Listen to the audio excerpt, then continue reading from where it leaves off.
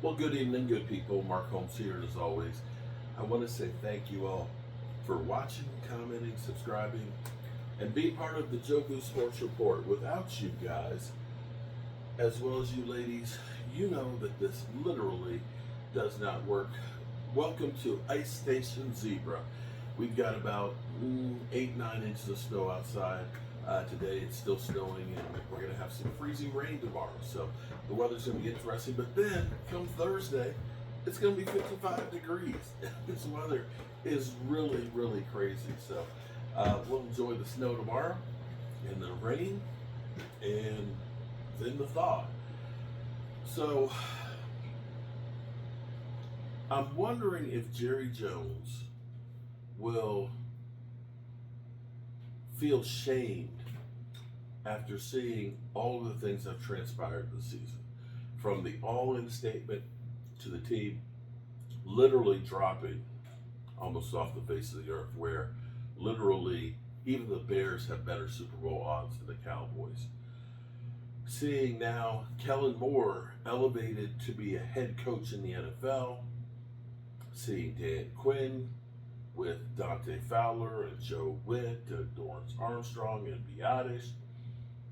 Four of your players that were free agents that you said, nah, we're good. We can't afford those guys.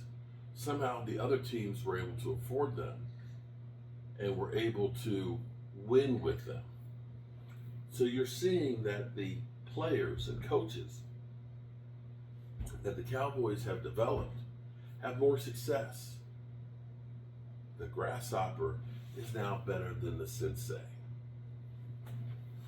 I wonder if that's lit a fire in the belly of Jerry and Stephen Jones. We've got less than a month until free agency begins. We've got 2 weeks until the combine is here. We have a lot of work to do in a very, very short period of time, and I have no idea what's going to happen. I just know that I really and truly, as much as it's good for business, let's be clear here. The Cowboys, being the drama queens that they are, everybody feasts because of the Cowboys. The offseason is boring in football, but there's always drama there because of the Cowboys.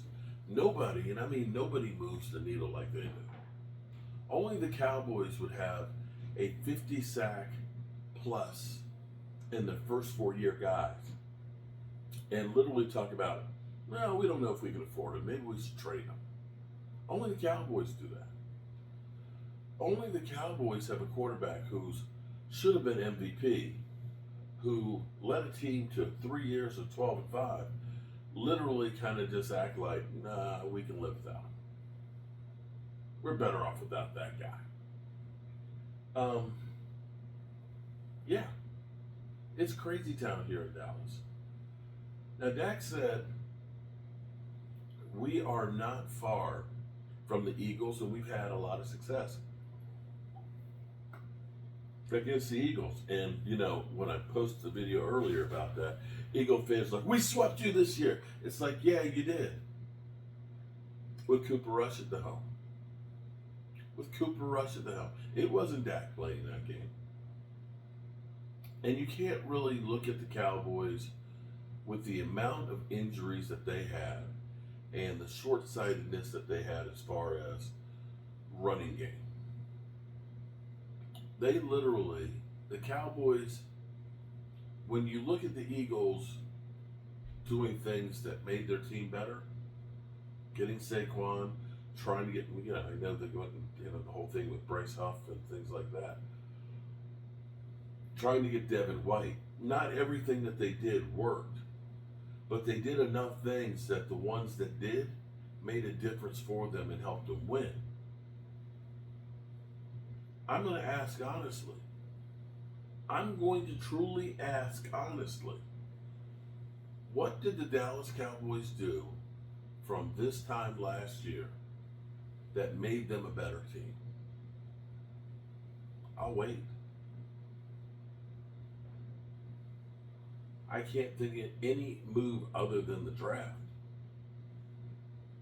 The USFL guys, the undrafted free agents, the post-training camp signings of guys. Most of the guys that we signed, they don't make it. It's kind of like, let's go back to 2020, for example. We signed safety Clinton Dix. He didn't make it through training camp. We signed Gerald McCoy.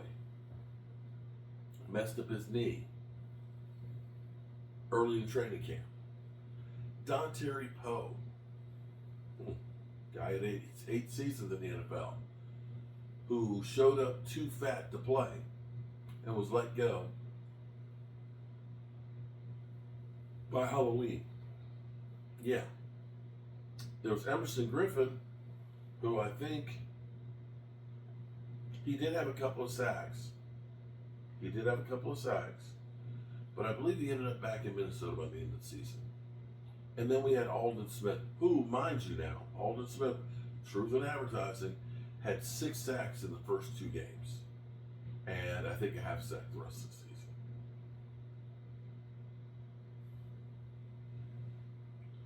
Literally, all these guys you signed, none of them made an impact. Aldon Smith had been out for 4 years. Don Terry Poe, aging, fat ass, looking for a last check. Clinton Dix, average player at best, and just was not good by the time he got here. And I believe none of those guys had any career after coming to the Cowboys. So it's not like the Cowboys go out there and they get primo talent. And so the problem is this. Here's the problem.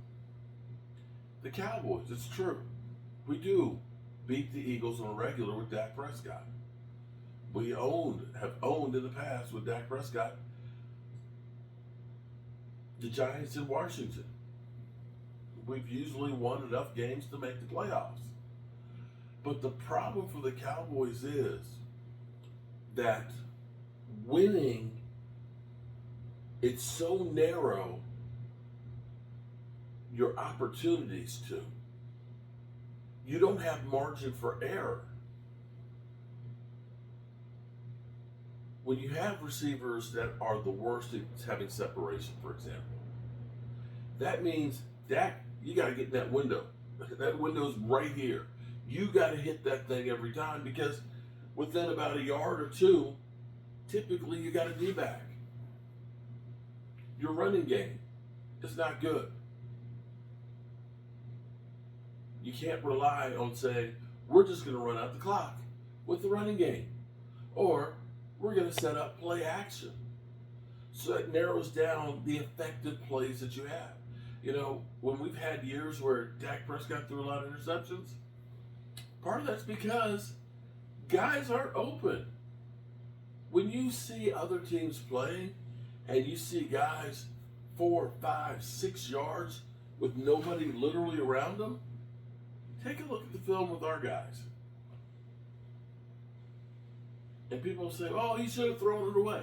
Well, if he threw it away every time everybody was covered, probably wouldn't throw very many passes to the receivers. But our winning chances are so narrow that it's like razor thin. And you have a couple of things not go right, they can't win. And this is where you look at a team, and I hate to keep always using the Eagles, but, you know, Saquon, even though he wasn't effective running the ball that first half, because of what he's done, you have to respect him, and you have to focus on him, which made it easier for Jalen Hurts. So it doesn't have to be every single game that Jalen Hurts has got to throw the ball 40 plus times. And that's the difference between winning and losing, or should I say, winning it all and not getting a chance to compete. It's hard to believe that it was 30 years ago when you look at Troy Aikman, that Troy Aikman was playing football when he won the Super Bowl last. It's unfathomable.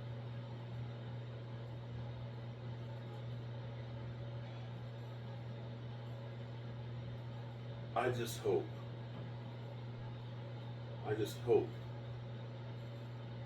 that we try and do something different. Alrighty, good people. I appreciate y'all. Eagle fans, are you tired of coming after me yet? Seriously. I'm sure Dak Prescott's comments didn't help any. But that's my quarterback. Remember, good people, tell the people you love how much you love them. Because you might not get the chance again. And I love you guys. Woo. Body is sore. And I'll see you tomorrow.